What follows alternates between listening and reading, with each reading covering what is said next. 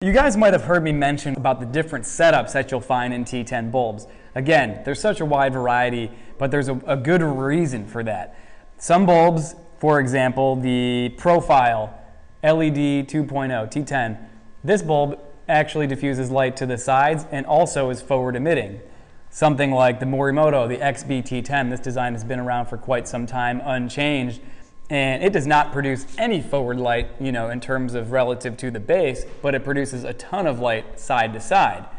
Again, options like Osram, Philips, both of them have lenses on the front that project most of their light forward out of the base of the bulb and not too much to the sides, but because of the diffuser design, a little bit. So, really when you're picking out a set of T10 bulbs, it depends on what it is that you're going to put them in. How is the bulb oriented in the housing? For example, are they going inside of a reflector that's in your door panel? Does the bulb come in from the side? And therefore, do you want all of the bulbs shooting out of the tip of that bulb into the sidewall of that reflector? Not really. You want most of that light coming out the front of the bulb going into the car, and also the back of the bulb going into the reflector that's then going to push the light out into the car as well.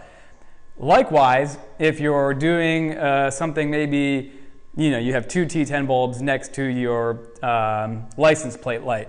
And the way that the bulb is oriented in the housing is that it plugs in and then the tip of the bulb is facing the license plate, facing the center. In that case, you probably really should not select a bulb that shoots the light or concentrates the light so much out of the sides. You really want something like the Philips, something like the Osram, or something like the Profile T10 2.0 that shoots light out of the front, because that's where the light is being directed. And I think that this is a common misconception, not only with T10 bulbs in particular, but a lot of LED bulb designs when people are trying to figure out what's best for them. Just because it has a fuck ton of LEDs on it, or it has more luminosity than something else, if that light is not directed where you want it to go for the application that you're putting it in, you're not necessarily going to get the most light or the brightest light in your car or the brightest reverse lights, whatever. So, being smart about it and thinking about where it's going, where you want the light directed, is just as important as selecting a good quality bulb in the first place. Now, thankfully, our guys know what they're talking about, so if you're able to describe to them the housing or tell them what kind of application that you're working with, we can definitely recommend a proper option for that application based on the variety of bulbs that we carry here at TRS. We have something that will work well in every application.